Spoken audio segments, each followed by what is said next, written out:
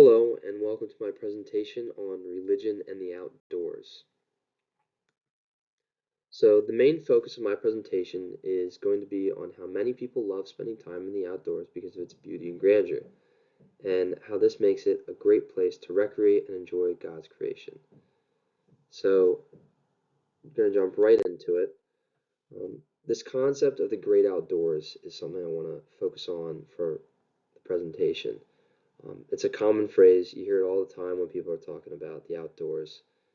And it's utilized in such a way um, because of just the grandeur and that the outdoors has to offer and its immense beauty, um, and we're just infatuated with it.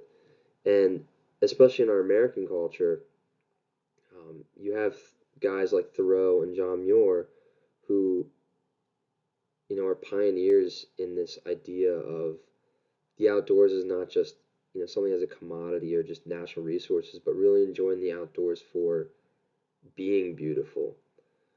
Of course, these are ideas that have existed for centuries, but especially in our American culture, you see these are some of the pioneers of this concept of the great outdoors and just how we can revel in God's creation and outdoors immense beauty.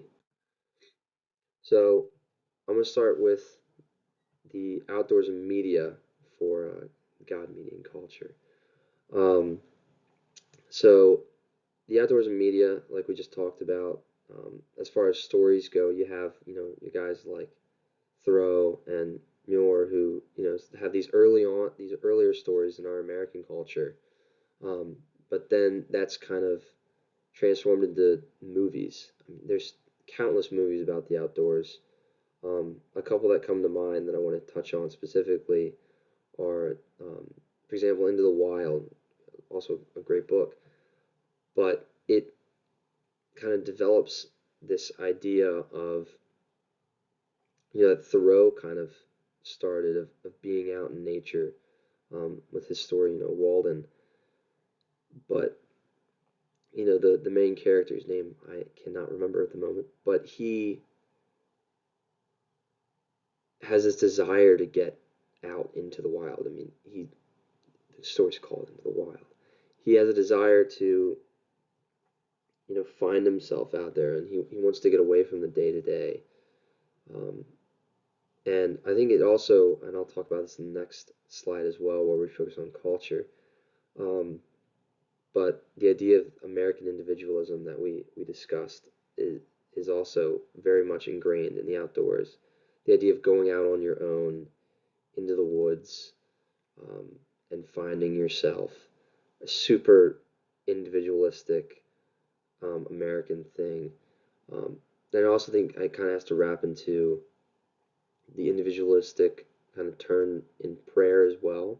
People are finding that they can be out in nature and you know connect with it in a different way. And I'll talk about that also in the God and nature as well. But I also want to hit social media. Nature is a huge thing in social media. I mean, it's a very massive portion of social media. Um, you have your earlier social media, like your magazines, um, picture like National Geographic, plenty of photos of the outdoors and stories about the outdoors, in their magazines. But today, you see a lot of influencers, whether they're, you know, backpackers, mountain bikers, people just out and enjoying camping. There's numerous people out there. Like, for example, in our picture here, you have a group of people all taking a selfie with the buffalo. Um, and it also gives us, with social media, we post a lot of photos out in nature because of its beauty and grandeur, because we value it so highly in our culture, and it's a way to kind of preserve that beauty, in a photo. But I'll move on to the next one. So the outdoors and culture. Again, as far as the American culture goes, you have those guys like Thoreau and Muir. Also Theodore Roosevelt, he started the national park system, um, who all built this kind of idea of valuing the outdoors and that great outdoors concept. Um, and especially it's all more prevalent in our own day-to-day life, but using the outdoors as an escape, especially our parks. Nearby, we've got the bay. People love going out, fishing, or maybe going up to Gunpowder State Park to go for a hike, or Loch Raven, or even going out to Assateague and just enjoying the dunes and the ocean. Um, it's an escape. We live very busy lives, and the outdoors and nature just give some time to get away. Um, but then there's a somewhat of a flip side, um, especially in our culture, and it's due partially to that mass media, the social media trend of just you know getting everybody back outside, and it's been seen in the past couple of decades is the desire to get back out, but there's so many people who want to get back out into the outdoors that national parks, for example, have had to start you know months in advance. You have to plan on going and get your entrance fee, and it costs money. So there's this commodification of nature and the outdoors. The outdoor industry, the outdoor recreation industry is massive. Like you have here on the left, all these people um, climbing Mount Everest. I mean that trip alone, and experience costs tens of thousands of dollars. And of course, there's all the gear that people can get in for outdoor recreation. Whether it's $10,000 spent on a mountain bike or thousands of dollars spent on a backpacking kit or tents. Um, it has happened. I mean, the outdoors has been commodified in a way that in some ways might have been unprecedented a couple hundred years ago, or even 150 years ago when Thoreau was just out there enjoying it. Um, so unfortunate, not unfortunate. Um, it's hard to say, um, but there is that culture of consumption is definitely at play. But also in our culture, I do want to hit on that individualism again. That concept of going into the wild. Um, it's very much ingrained in the outdoors, especially in our culture. So the outdoors and God.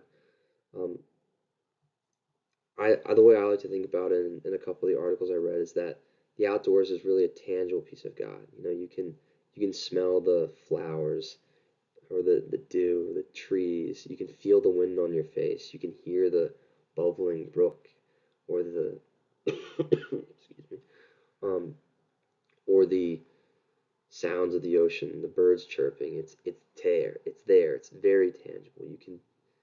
You're experiencing God in a different way. And I like to kind of the idea of it being his natural temple. Um, the cathedral of trees is a concept that I read a little bit about, um, and then that's God's natural place. It's that idea that it's a piece of him.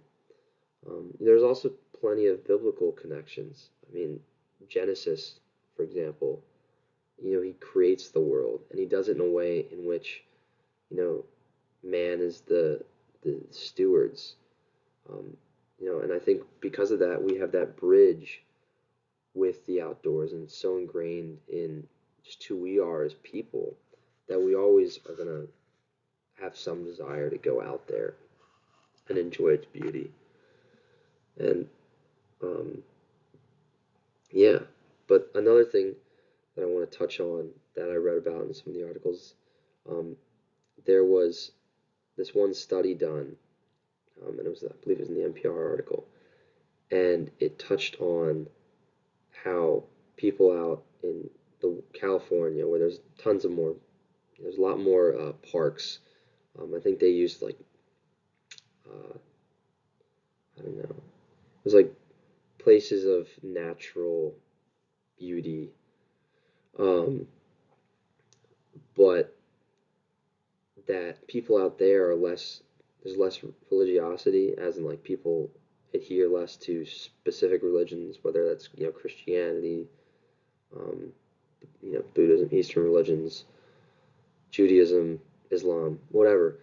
But that a lot more people are attached to the spirituality that they find in nature. And I think that definitely has to go along with God and how He's in nature, and but it also has to go along with that American individualism, that like the concept of Sheilaism, and how people are finding, they're filling their spiritual cup, so to speak, through nature. Um, I think that's just another very interesting thing to think about. So the bottom line, um, essentially, is that God is ever present in the outdoors, and that religion is, I mean, directly tied and influenced by the outdoors. I mean, we have people who are, you who have worshipped, the different gods based upon, the mighty power of the wind or the sun or the moon, and it's all there, um, in God's creation. And I think it's just something that is discounted sometimes when we think about God. Usually we're in a church, or um, maybe praying quietly in our homes. But I like the idea of being outside. And for myself personally, I found that if I'm outside just sitting in the woods, that's my favorite place to pray. And that's where I feel closest to God. Listening to the birds, or the sound of a river going by. Um, but anyway, thank you so much for listening. I know this is probably just Miss Creamer, but I know I've gone a couple minutes over. Um, but thank you so much. And then this is the works cited. I don't know if I actually have to do a voiceover for this part, but yep, and all is. Thanks again.